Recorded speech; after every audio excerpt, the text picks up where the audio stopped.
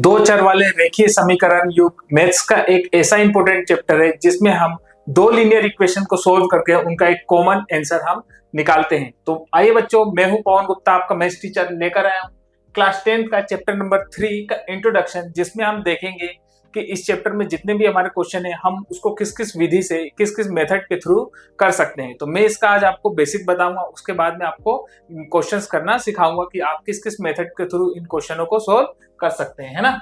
तो सबसे पहले हम समझते हैं जो हमारा चैप्टर का नाम है बच्चों, दो चर वाले रेखीय समीकरण युग। इसका क्या मतलब होता है। तो सबसे पहले ये देखो कि चर का क्या मतलब होता है। चर का मतलब होता है बच्चों, जैसे आप कहीं पर भी देखते होंगे 2x + 3, है ना। तो ये एक रेखीय समीकरण तो जब बनेगा जब बराबर करके शून्य लगाएंगे, है ना, जिसमें LHS और RHS दोनों हो, वही हमारा समीकरण होता है ना। तो इसमें बच्चों आपका चर कौन सा है, तो चर यहाँ पर ये आपका x है ना, ये चर है। और दो क्या है, तो दो ये आपका अचर है, ठीक है। x क्या है आपका चर, 3 यहाँ पर क्या है अचर, दो इसके साथ है जो कांस्टेंट उसको बोला जाता है, जो दो के साथ है ना।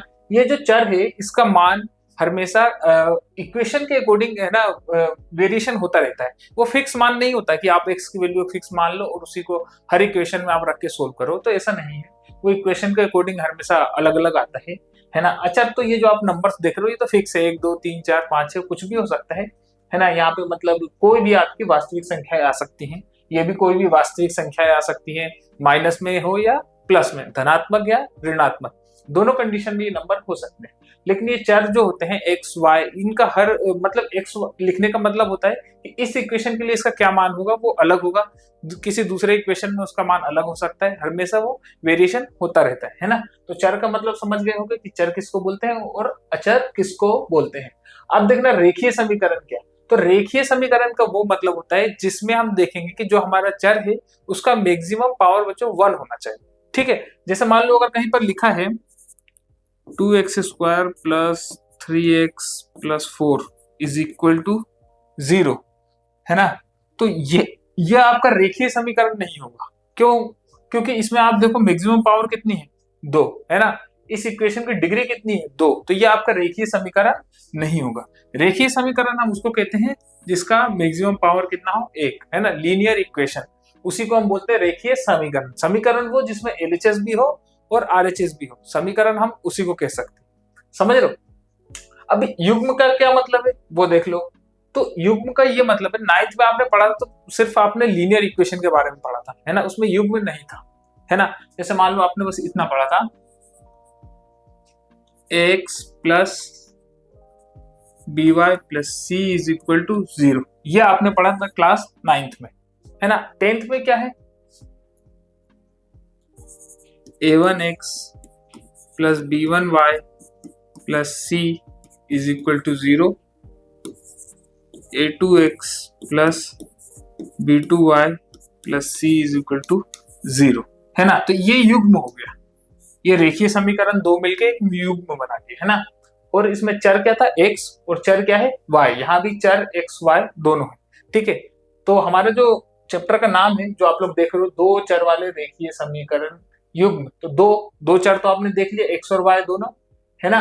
और रेखीय समीकरण मतलब लीनियर इक्वेशन जिसमें मैक्सिमम पावर कितनी हो हमारी, 1 हो, मतलब डिग्री हो वो कितनी हो, 1। युग्म मतलब 2, है ना, उसमें 2 इक्वेशन आएगी, 2 समीकरण आएंगे, समझ गए। तो उम्मीद है आप लोगों को चैप्टर का मतलब समझ में आया होगा।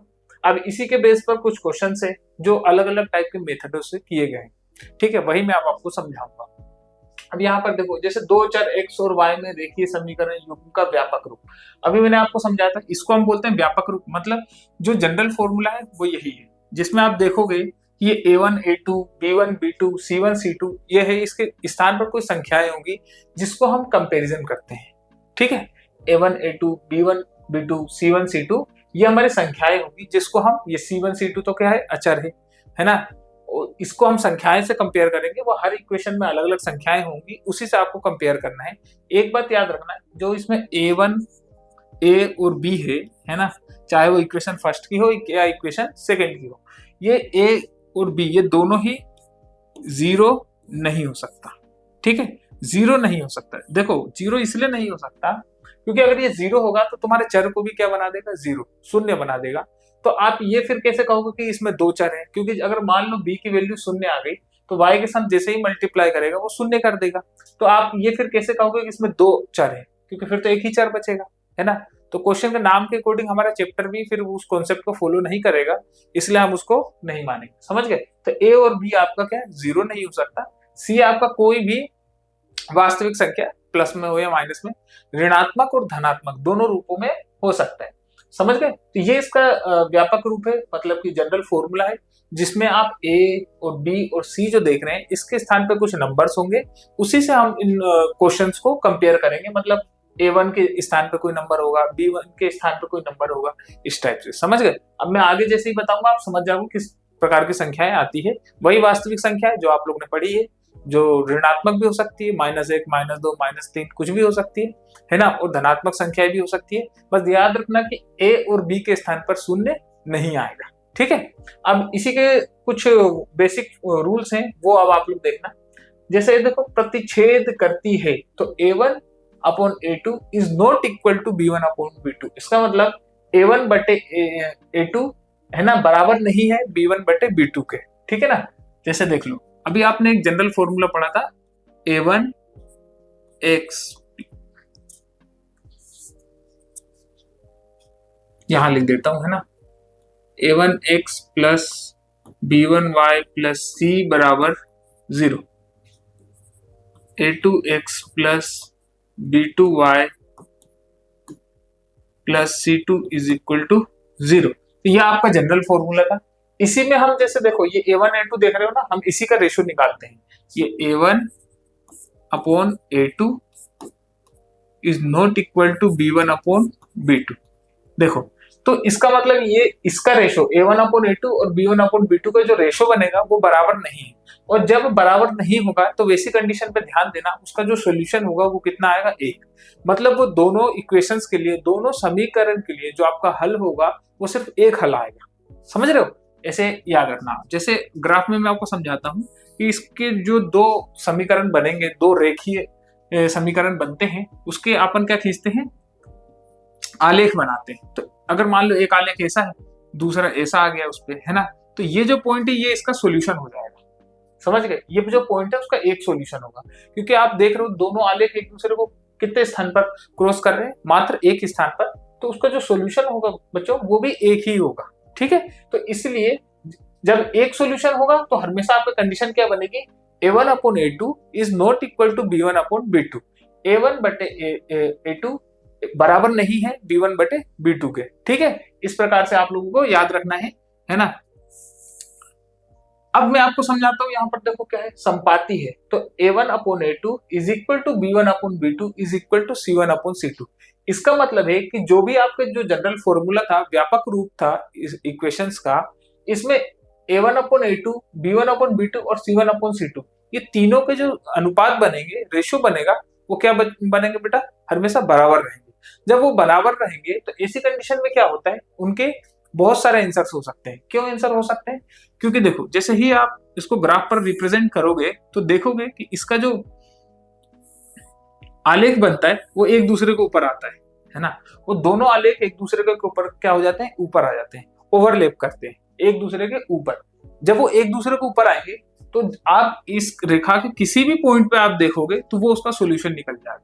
मतलब इसके मेनी सॉल्यूशंस हो सकते हैं, कितने भी सॉल्यूशन हो सकते हैं। आप इस रेखा को जितने ऊपर बढ़ाओगे, जितने नीचे बढ़ाओगे, जहां भी किसी भी एक छोर से आप ऊपर बढ़ाओ या नीचे बढ़ाओ, दोनों कंडीशन में आप देखोगे कि इसके मेनी सॉल्यूशंस हो सकते हैं, बहुत सारे उत्तर आ सकते हैं। इसलिए इसका नाम दिया गया है संपाती है।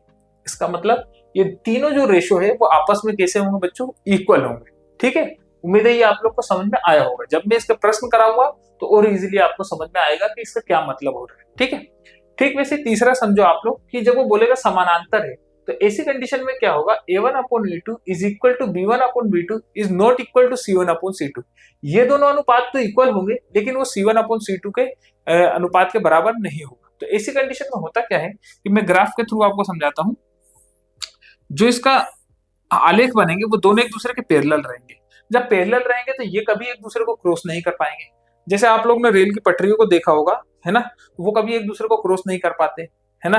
जब वो क्रॉस नहीं कर पाते तो उसी को हम क्या बोलते हैं, पैरेलल। दो ऐसी रेखाएं जो कभी एक दूसरे को ना काट पाए उसी को हम समानांतर या पैरेलल बोलते हैं, ठीक है ना। तो ये जब क्रॉस नहीं कर पाएंगे तो इसका हमें उत्तर भी नहीं मिलेगा, ठीक है। इसका एक भी कोई सोल्यूशन नहीं होगा, मतलब वो दोनों इक्वेशन का कोई सोल्यूशन नहीं होगा, ठीक है। इस प्रकार से ये 3 टाइप के कंडीशंस बनेगी आपको क्वेश्चंस करते टाइम। मैं अब आपको एक एक करके बताता हूँ, है ना।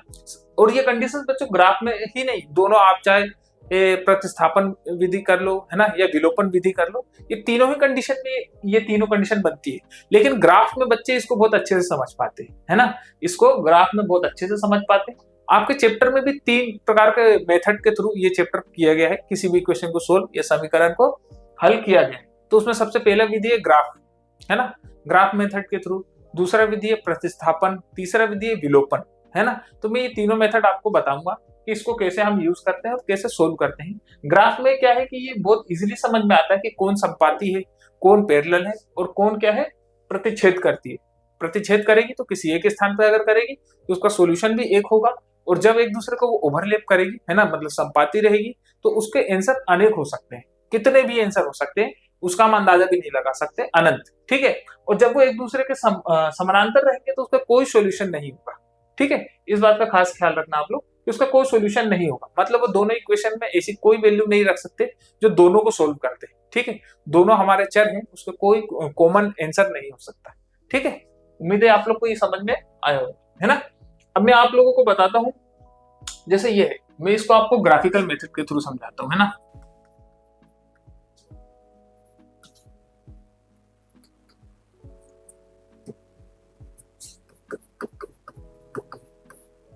ग्राफिक विधि के थ्रू मैं आपको ये समझाता हूं कि इसको कैसे सोल्व करना है ना। अब याद रखना, ग्राफिक विधि के थ्रू सोल्व करने में सबसे पहले आप इसका एक बार चेक कर सकते हो कि इसके कितने सॉल्यूशन होंगे, ये आप लोगों की इच्छा पर है ना। या इसमें मतलब अगर ये संपाती होगा तो इसमें बहुत सारे सॉल्यूशन होंगे, अगर ये प्रतिच्छेद करेगा एक स्थान पर तो उसका एक सॉल्यूशन होगा, समानांतर होगा तो उसका कोई सॉल्यूशन नहीं होगा। तो मैंने आपको बताया था कि जो जनरल फॉर्मूला है उसी में A1/A2, B1/B2 और C1/C2, ये तीनों का हम क्या देखते हैं, इसका रेशो देखते हैं, अनुपात देखते हैं। तो अगर आप चाहो तो आप देख भी सकते हो, मैं एक बार आपको चेक करके बता देता हूँ, है ना। जैसे देखो ये क्या है, x के साथ कोई भी संख्या नहीं है, वो आप लोग को नहीं दिख रही, तो याद रखना इसका मतलब 1 है, ठीक है। क्यों एक हम इसलिए लेते हैं बच्चों, क्योंकि एक का किसी भी आप संख्या या किसी भी चर अचर किसी में भी अगर आप मल्टीप्लाई करते हो तो एक के मल्टीप्लाई से उसके वैल्यू पे कोई फर्क नहीं पड़ता, ठीक है। जैसे देख लो एक रहेगा तो एक का गुना अगर आप x में करोगे तो उससे क्या फर्क पड़ना है, कोई भी फर्क नहीं पड़ना। इसलिए हम लिख सकते हैं कि एक, है ना, ये A1 की वैल्यू हो गई, ठीक है, और ये हो गई A2 की वैल्यू, तो ये हो गई आपकी 2 इज इक्वल टू ये हो गई 3 और ये हो गया नीचे -3। याद रखना जैसे ही आप इसको मतलब इसके पहाड़े देखोगे तो 3 एकम 3 हो जाएगा, है ना, काटते साइन 3 एकम 3। तो देखो 1/1 आया और यहाँ माइनस है ना, ये माइनस ऊपर भी लगा दो तो कोई फर्क नहीं पड़ेगा, किसी भी स्थान पर लगा सकते हो। अब क्या ये आपको अनुपात बराबर दिख रहा है, A1/A2 is equal to B1/B2, ऐसा आपको दिख रहा है, नहीं दिख रहा, नहीं दिख रहा है, मतलब ये दोनों अनुपात बराबर नहीं है। और जब बराबर नहीं होते हैं तो हमने अभी पढ़ा कि वो एक बार अगर एक दूसरे को क्या करते हैं, क्रॉस करते हैं, मतलब प्रतिच्छेद करते हैं, तो उसका सोल्यूशन कितने होते हैं, एक होता है, ठीक है। एक जगह क्रॉस करेगा तो कितने सोल्यूशन होंगे, एक। अब वो मैं आपको प्रूफ करके भी दिखाता हूँ, ठीक है। हम ऐसा इसलिए करते हैं, देखो मैं प्रूफ करके आपको इसलिए बता रहा हूँ, उससे हमारा जो आत्मविश्वास है वो प्रश्न करने में बढ़ता है ना। ग्राफिकल मेथड पे आपका विश्वास बढ़ेगा, सोल्व करने आएगा, ठीक है ना। तो देखो उसको सोल्व करने का क्या तरीका होता है, देखो सोल्व करने का तरीका ये है कि आप किसी भी स्थान पर एक ऐसे रेक्टेंगुलर शेप का बना लो, चाहो और थोड़ा बड़ा बना सकते हैं हम, है ना।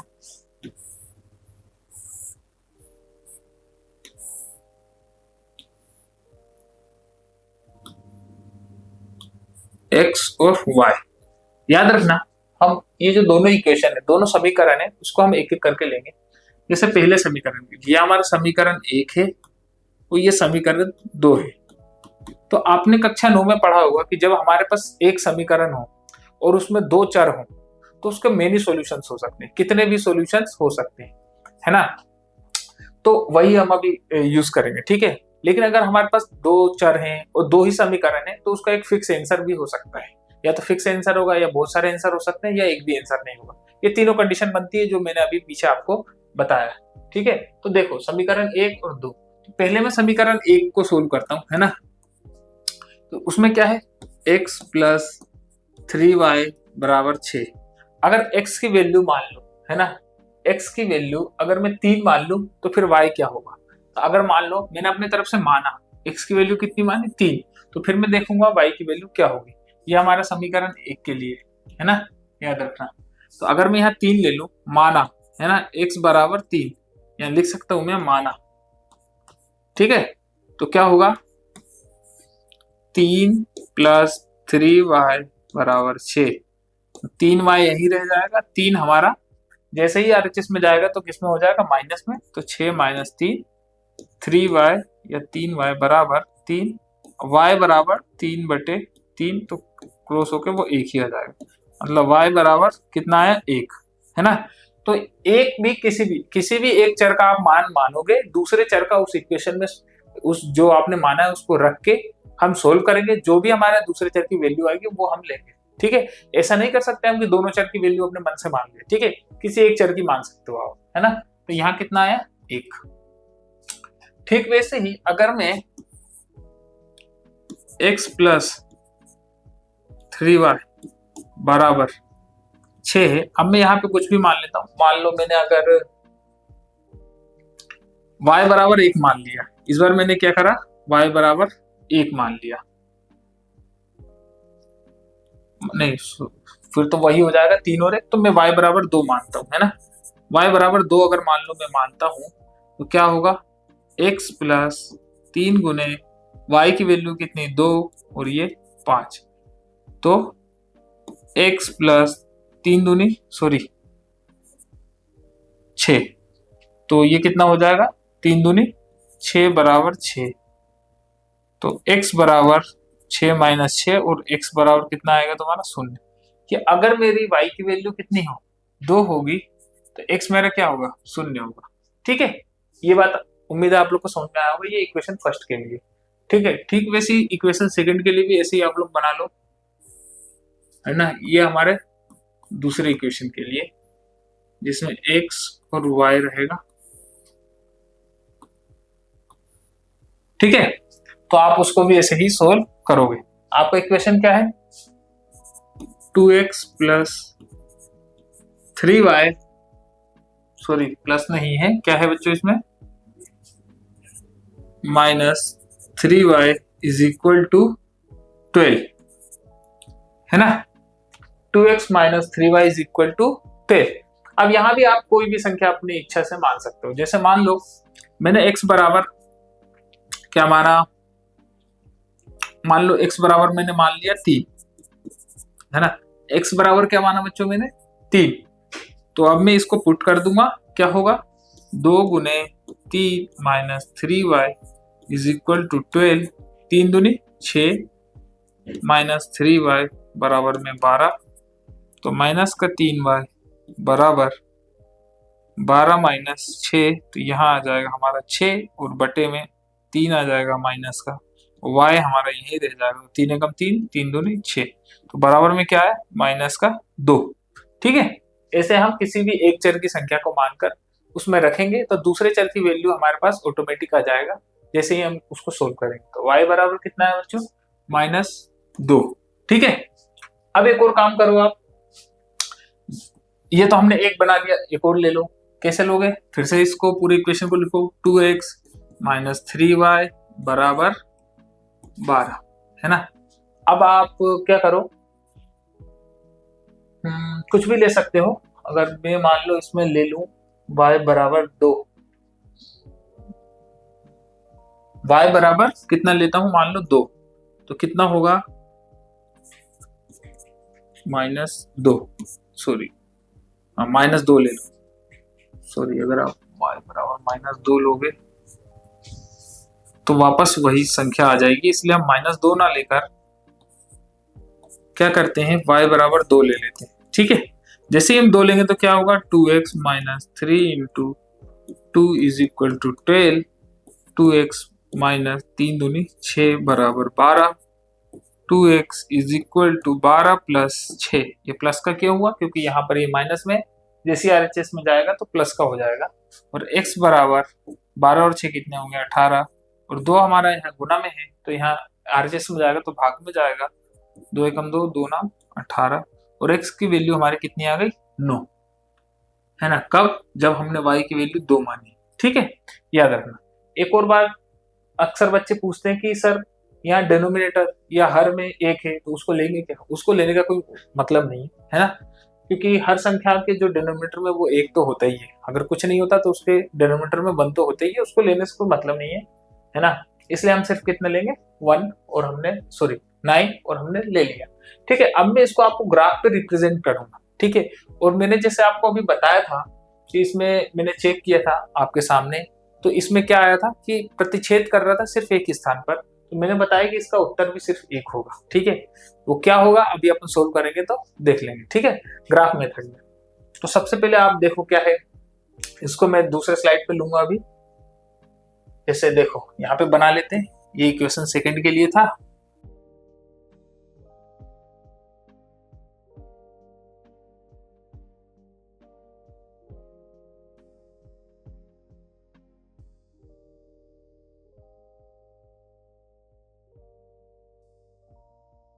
एक्स और वाई, एक्स और वाई, ये मान लो हमारे दूसरे इक्वेशन के लिए, ये हमारा पहले इक्वेशन के लिए।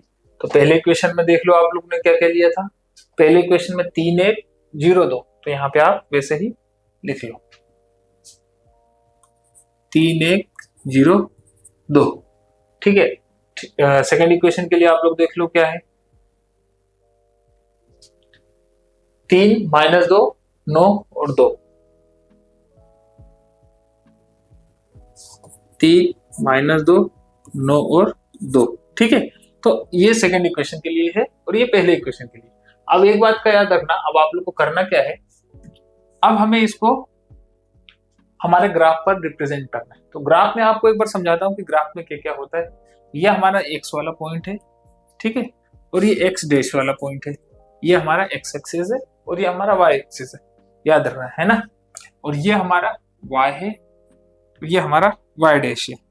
ठीक है, ये हमारे याद रखना कि जहां पर ये मीट होता है उसको हम शून्य, दोनों जहां पर भी एक्स और वाई एक्सिस का शून्य होगा वहां पर ये एक दूसरे से मीट करेगा। शून्य के राइट हैंड साइड, है ना, शून्य के राइट हैंड साइड पूरी पॉजिटिव नंबर्स मतलब धनात्मक संख्याएं आएगी, और बाएं साइड पूरी ऋणात्मक संख्याएं आएगी, है ना। और एक और बात याद रखना बच्चों कि इसके बीच में जो गैप है ना उसका डिस्टेंस बिल्कुल इक्वल होना चाहिए। अगर आपने 1 सेंटीमीटर लिया है तो पूरे स्थान पर आप 1 ही सेंटीमीटर लोगे। अगर आप इसमें 1 इंच लेते हो तो 1 इंच ही लेना। कहने का मतलब आप बार बार चेंज नहीं करोगे। ठीक है, तो ये ले लिया मैंने। देखो मान लो मैंने एक लिए, 1 ये 2 ये 3 ये 4 ये 5 ये 6 7 8 9। ठीक है, और इधर साइड पूरी हमारी ऋणात्मक संख्याएं होगी, 1 -2 -3 -4 -5 -6 -7 -8 -9। ठीक है, ऐसे। और वैसे ठीक वैसे वाई एक्सिस का होगा तो क्या होगा, 1 2 3 4 5 6 7 8 और ये 9, -1 -2 -3 -4 -5 -6 -7 -8 -9। ठीक है, ये और भी ऐसे बढ़ सकता है, ऐसा कोई फिक्स नहीं होता कि ये 9 स्थान तक ही होगा। ये हमें अपने रिक्वायरमेंट के अकॉर्डिंग इसको बढ़ा या घटा सकते हैं। ठीक है ना। अब देखो, अब मैं देखूंगा कि जो मेरा पहला समीकरण था उसका जो आलेख बनेगा वो कैसा बनेगा। तो आप पहले समीकरण में देखो एक्स और वाई में क्या है, 3 और 1, है ना, 3 और 1। तो एक्स एक्सिस पे देखो 1, याद रखना सबसे पहले हम एक्स एक्सिस को ही देखते हैं उसके बाद वाई को। तो एक्स कितना हमारा 3, ये हमारा 3, और वाई एक्सिस कितना है 1। तो एक्स और वाई जिस पॉइंट पर मिलेंगे वो हमारा पॉइंट रहेगा। ठीक है, इस आलेख का पहला पॉइंट मिल गया हमें। दूसरा क्या है, 0 और 2। तो याद रखना एक्स हमारा क्या हो गया, एक्स हमारा हो गया 0, तो 2 हमारा किस पे आएगा, वाई एक्सिस पे। और एक और बात याद रखना, एक और बात कि अगर एक्स हमारा एक्स एक्सिस पे अगर कोई पॉइंट हमारा 0 होता है ना, एक्स के स्थान पर अगर हमारा 0 होता है तो उसका जो आलेख का जो पॉइंट बनेगा वो वाई एक्सिस पे बनेगा। अगर वाई का पॉइंट 0 होता है ना, यहाँ पर देखो जैसे हुआ ये 0 तो ये 2, तो अगर x 0 होता है तो उसका जो पॉइंट बनेगा वो वाई एक्सिस पे बनेगा, और अगर y 0 होता है तो उसका पॉइंट x एक्सिस पे बनेगा। इस बात का खास ख्याल रखना। तो हमने देखा कि x तो 0 हो गया, तो y कितना हो गया 2, ये चला जाएगा यहाँ पर, ठीक है ना, ऐसे करना है। अब देखो, अब मैं इसको सीधी एक रेखा ले लेता हूं।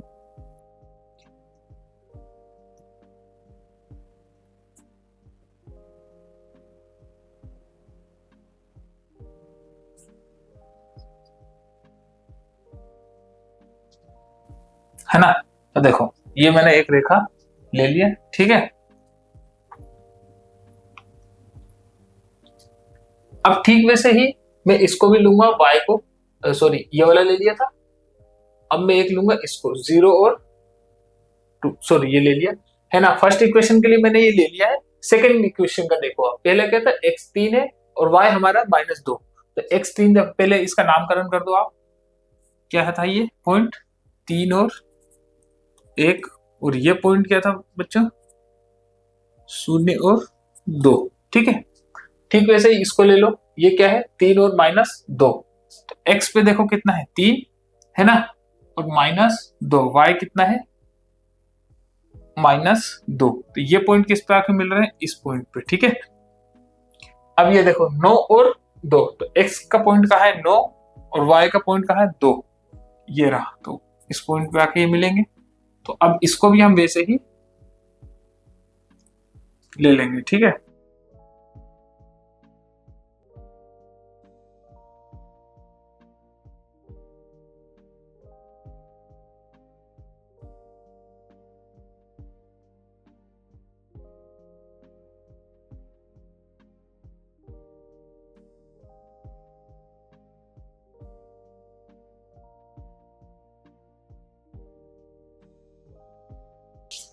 ठीक है, ऐसे देखो पॉइंट को लिया जाता है ना। अब यहां पर आप देखो कि किस पॉइंट पे मिला, जिस भी पॉइंट पे मिलेगा वो उसका क्या होगा, सॉल्यूशन होगा। एक ही स्थान पर मिला, इस वाले रेखा के क्या नाम था याद रखना, अपन देख सकते हैं। जैसे इसमें आप इस रेखा के लिए आपने जो पहला बनाया इक्वेशन, तो उसमें उसका नाम भी आप डाल सकते हो, जैसे x + 3y = 6, है ना। तो यहाँ लिख सकते हो x + 3y = 6। दूसरी क्या था आपका, 2x - 3y = 12, क्या था 2x - 3y = 12, है ना। ऐसे आप इसको नाम लिख सकते हो, और साथ में इसका जो पॉइंट था वो भी आप लिख लेना, क्या था 3 और -2, और ये क्या था 9 और 2, 9 और 2, ठीक है। तो ऐसे करके आप इसको सोल्व करोगे, ये जो पॉइंट है ये इसका क्या होगा, सॉल्यूशन होगा। एक और बात याद रखना, आपको ऐसा लग रहा होगा कि सॉल्यूशन होगा या नहीं होगा, अगर आपने ग्राफ सही बनाया है तो उसका वो सॉल्यूशन तो होगा, ये फिक्स है, ठीक है। तो अगर मैं देख रहा हूं क्या है कि इस पॉइंट पे, इसमें देख रहा हूं मैं x अगर 6 है तो y मेरा 0 होगा, तभी तो मेरा x 6 है। मैंने अभी बताया था आपको कि अगर किसी रेखा पर अगर हमारे x एक्सिस पे ही अगर हमारा कोई पॉइंट आता है, इसका मतलब y हमारा 0 था, है ना। और अगर y एक्सिस पे कोई पॉइंट आता है, इसका मतलब x हमारा 0 होगा। यहाँ पर हम देख रहे हैं x अगर 6 पे क्रॉस हो रहा है तो x हमारा क्या हो जाएगा 6, है ना। x क्या होगा हमारा 6, और y हमारा क्या हो जाएगा 0, ठीक है। तो अब मैं इसको आपको देखता हूं, क्या ये जो है पॉइंट 6 और 0 ये हमारा सॉल्यूशन है, ये हमारा सॉल्यूशन है, इसको अब हम चेक करते हैं, ठीक है। तो चेक करने का तरीका मैं आपको बता देता हूं कैसे है। जैसे देखो क्या होगा, मैंने अभी जैसे ये पॉइंट दिया, ये वाला पॉइंट, ये हमारा सॉल्यूशन होगा, क्या होगा 6 और 0। तो अब मैं आपको इसको पुट करके दिखाता हूं, वैल्यू को दोनों इक्वेशंस में, दोनों समीकरण में, क्या हमारा जो आंसर आया है वो सही है। तो वो मैं अब आपको चेक करवाता हूं। जैसा हमारा पहला क्या था बच्चों, 3x, sorry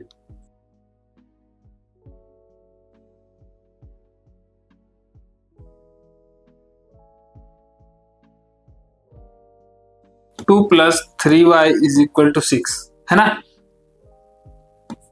x + 3y is equal to 6। तो x के स्थान पर आप क्या लोगे 6 और y के स्थान पर क्या लोगे 0।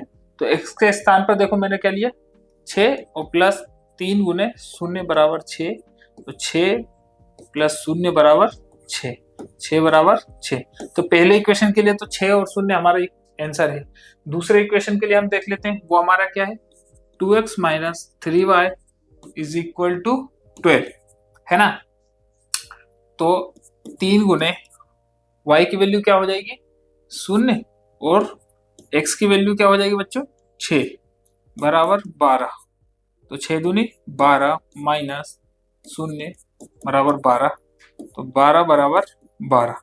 तो हमने इसे सोल्व करके ग्राफिकल मेथड से अभी देखा कि दोनों इक्वेशंस के लिए जो 6 और 0 है, मतलब x की वैल्यू 6 और y की वैल्यू 0, ये हमारा आंसर है, कॉमन आंसर। मतलब दोनों इक्वेशन के लिए क्या है कॉमन आंसर, समझ गए। इसके स्थान इसको छोड़कर आप कोई भी वैल्यू लोगे तो वो हमारा कॉमन आंसर नहीं होगा। हो सकता है किसी एक इक्वेशन को सेटिस्फाई कर दे लेकिन वो दूसरे वाले को सेटिस्फाई नहीं कर पाएगा, समझ गए। तो ऐसे हम देखते हैं, है ना। हमने ये भी चेक कर लिया था कि अगर ये दोनों जो रेखाएं हैं एक ही स्थान पर क्रॉस कर रही हैं, प्रतिच्छेद कर रही हैं, तो इसका सॉल्यूशन सिर्फ कितना होगा बच्चों 1 होगा। ठीक है, इस बात का आप लोग खास ख्याल रखना। मैंने ये आप लोगों को कॉन्फिडेंस आने के लिए ये बताया सोल्व करके कि देखो कि जो हमने उत्तर निकाला है वो सही है। ठीक है, ये तो था हमारा क्या ग्राफिकल मेथड। कुछ हमारे एल्जेब्रिक एक्सप्रेशन के थ्रू भी हम उसको सोल्व कर सकते हैं, जैसे प्रतिस्थापन, विलोपन। ठीक है, तो वो तरीका भी मैं आपको सिखाता हूँ, वो उस कंडीशन में भी हमें कैसे सोल्व करना होता है। प्रतिस्थापन का मतलब ही होता है किसी को एक स्थान से उठा के दूसरे स्थान पर शिफ्ट करना, तो हम उस मेथड को यूज करके कैसे सोल्व करेंगे। विलोपन विधि के द्वारा हम कैसे सोल्व करेंगे। यहाँ पर मैंने क्या किया आप लोगों के लिए ये बताना चाहा कि जैसे हमारे यहाँ पे आंसर क्या है 6 और 0, ठीक है ना। तो वहां पर भी हम भी देखेंगे कि प्रतिस्थापन से करो आप या विलोपन से करो, किसी भी मेथड को यूज करो, आंसर हर बार आपका सेम आएगा अगर इक्वेशन सेम है, समझ गए ना। मतलब हमारा विधि चेंज करने से आंसर चेंज नहीं होता, ठीक है ना। इसलिए मैंने क्या किया है एक ही टाइप का इक्वेशन आपको तीनों क्वेश्चंस में लेके रखा है ताकि आप लोग समझ सको कि आप किसी भी मेथड के थ्रू करो, है ना, तो हमारा उत्तर जो है वो आ जाएगा और वो सेम उत्तर आएगा, चाहे हम किसी भी मेथड से करें, जो उसका जेन्युइन आंसर है वही आएगा, ठीक है ना। अब अगर लेकिन आपसे अगर एग्जामिनर चाहता है कि आप पर्टिकुलर सिर्फ इसी मेथड से करो तो सिर्फ उसी से करना है। अगर ग्राफिकल बोलेगा तो ग्राफिकल से करना, विस्थापन बोलेगा तो विस्थापन से करना, ठीक है। तो जो अब तरीके हैं वो मैं अब आप लोग को बताने की कोशिश करता हूँ। अभी तो मैंने आपको ग्राफिकल समझाया कैसे सोल्व आप लोग करोगे, ठीक है। तो यहाँ पर देखो क्या है, एक रैखिक समीकरण युग्म को हल करने की बीजगणितीय विधि। पहला देखो क्या है प्रतिस्थापन विधि और दूसरा क्या है विलोपन विधि। प्रतिस्थापन विधि में हम क्या करते हैं कि LHS से RHS में शिफ्ट करते हैं, ठीक है। कोई वैल्यू है x और y, किसी भी एक चर की हम वैल्यू निकाल लेते हैं प्रतिस्थापन करके, प्रतिस्थापन विधि में, ठीक है, और उसको दूसरे इक्वेशन में या दूसरे समीकरण में उसको पुट कर देते हैं। उसके थ्रू हमारा जो दूसरा समीकरण है उसमें एक ही टाइप के चर होते हैं और एक इक्वेशन से एक चर की वैल्यू आसानी से निकाली जा सकती है, ठीक है। समझ गए होगे कि प्रतिस्थापन विधि में क्या करते हैं, है ना। अभी क्वेश्चन करूंगा तो और अच्छे से समझोगे। और विलोपन विधि, विलोपन विधि में हम क्या करते हैं किसी भी एक चर को हम क्या करते हैं वहां से विलुप्त करते हैं, मतलब हटाते हैं या नेग्लेक्ट करते हैं। तो उससे क्या होता है हमारा सिर्फ एक ही टाइप का चर बचता है और एक इक्वेशन से एक चर इजीली निकाला जा सकता है, समझ गए ना। अब मैं इसको आपको जनरली करके डायरेक्ट बताता हूं ताकि आप लोग समझ जाओ, है ना। जैसे देख लो क्या है प्रतिस्थापन विधि। तो प्रतिस्थापन विधि में मैंने बताया आपसे कि किसी भी एक इक्वेशन से लो, कोई भी एक इक्वेशन इनमें से लो और उसका एक चर का मान निकालो और उसको दूसरे इक्वेशन में पुट कर दो, ठीक है। एक बात का याद रखना कि अक्सर आप लोग वही वाला इक्वेशन उठाना जिसमें सिर्फ एक अकेला सिंगल चर हो, ठीक है ना। जैसे यहाँ पर देखो इसके साथ कोई संख्या नहीं है, इसके साथ है x और y दोनों के साथ है, यहाँ y के साथ है। अगर आप लोग x की वैल्यू निकालोगे तो आपका जो हर है मतलब डेनोमिनेटर है उसमें कोई वैल्यू नहीं होगी। जब वैल्यू नहीं होगी तो आपको सोल्व करने में भी इजी आएगा, ठीक है ना। अब देखो कैसे करते हैं। जैसे उसे ऐसा मत सोचना कि अगर आप y की वैल्यू निकालोगे तो आपको उत्तर चेंज हो जाएगा, ऐसा कुछ नहीं होगा। लेकिन आपको इजी होगा सोल्व करना अगर सिर्फ ऐसा चर निकालोगे जिसके साथ कोई भी संख्या ना हो, ठीक है। जैसे देखो कैसे करोगे आप। हमारा इक्वेशन था x प्लस 3y बराबर 6, ये हमारा इक्वेशन फर्स्ट है और ये हमारा इक्वेशन सेकंड है, ठीक है। तो मैं क्या करता हूँ x की वैल्यू निकालता हूँ। कैसे निकालूंगा, मैं 3y को प्रतिस्थापित करता हूँ किधर LHS से RHS में। जैसा हमारे मेथड का नाम है, तो 6 माइनस 3y हो जाएगा। ठीक है, ये हमारी इक्वेशन क्या हो गई, थर्ड हो गई। अब हम क्या करेंगे कि जो हमारा पहला दूसरा वाला इक्वेशन है उसमें हम x के मान को क्या करेंगे, रखेंगे, पुट करेंगे। ठीक है, उससे हम देखेंगे कि हमारा जो सेकंड इक्वेशन है उसमें जो चर है वो एक ही टाइप का हो जाएगा और इजीली सोल्व होगा। ठीक है, रखें। देखो क्या था, हम इक्वेशन थर्ड को यूज करते हुए हम इस वैल्यू को किस में पुट करेंगे, के मान को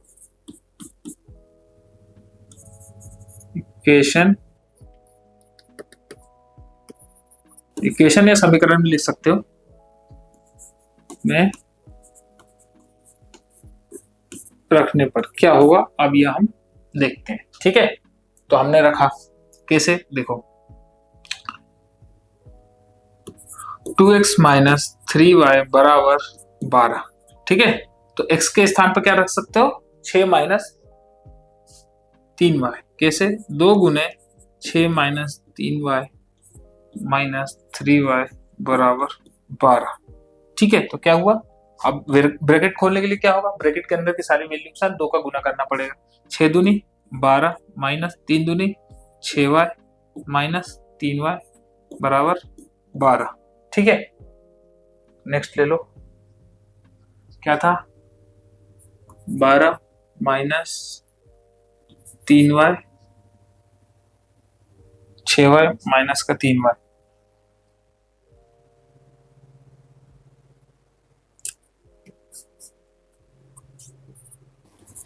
माइनस का 3y बराबर 12।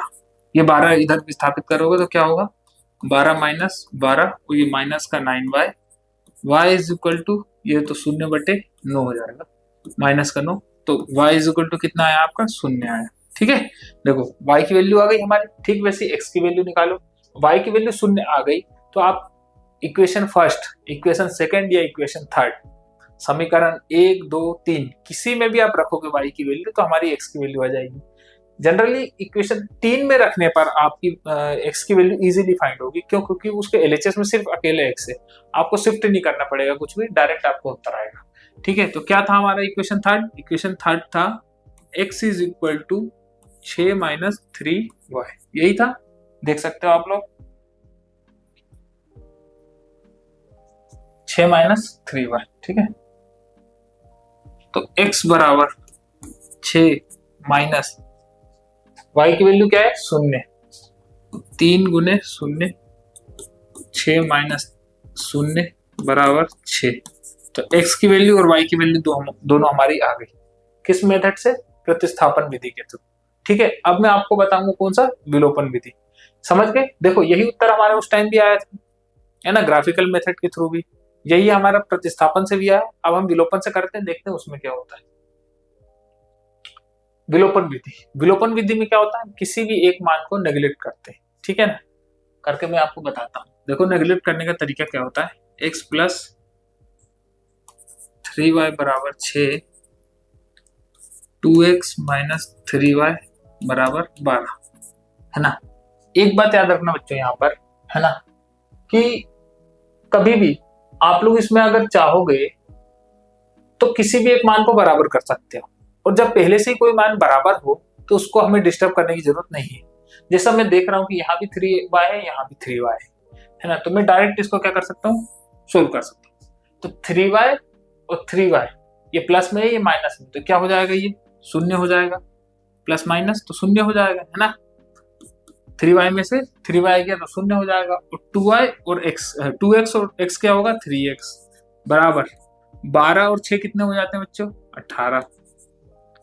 तो 3x is equal to 18/3, x is equal to 3 एकम 3 3 6 18, और x की वैल्यू कितनी है आपकी 6, है ना। ऐसे हम सोल्व करते हैं। ठीक वैसे अगर y की वैल्यू निकालनी हो तो आप किसी भी एक इक्वेशन में x की वैल्यू रखो और y की वैल्यू आ जाएगी। ठीक है, जैसे पहली इक्वेशन में x माइनस 3y बराबर 6 प्लस में है ना, x की वैल्यू 6 प्लस 3y बराबर 6, 3y is equal to 6 minus 6, 0/3 y is equal to 0। ठीक है ना, 0/3 कैसे आया, 6 में से 6 गया 0 और 3 इसके नीचे आएगा तो y बराबर 0 आ जाएगा। इस मेथड के थ्रू भी अपन ने देखा कि हम कैसे इसको सोल्व कर लेते हैं। ठीक है, तो ये तीनों मेथड मैंने आप लोगों को बताया। ठीक है ना, तो बच्चों हमने देखा कि कैसे हमने ग्राफिकल मेथड, प्रतिस्थापन विधि और विलोपन विधि के द्वारा हमने इक्वेशन के युग्म के एक कॉमन आंसर निकाले। इस प्रकार आप चाहो तो बहुत सारे हमारे जो निजी जीवन के जो प्रॉब्लम्स हैं, जैसे किसी कोस्ट को निकालना, किसी की एज डिफाइन करना, किसी स्पीड को निकालना, हम इजीली इस प्रकार के मेथड से सोल्व कर सकते हैं। उम्मीद है आप लोग को वीडियो अच्छी लगी है तो लाइक करना, शेयर करना, सब्सक्राइब करना, और अगर आप इसको डिटेल में पढ़ना चाहते हैं तो आज ही फ्यूके एजुकेशन ऐप डाउनलोड करना। Thank you.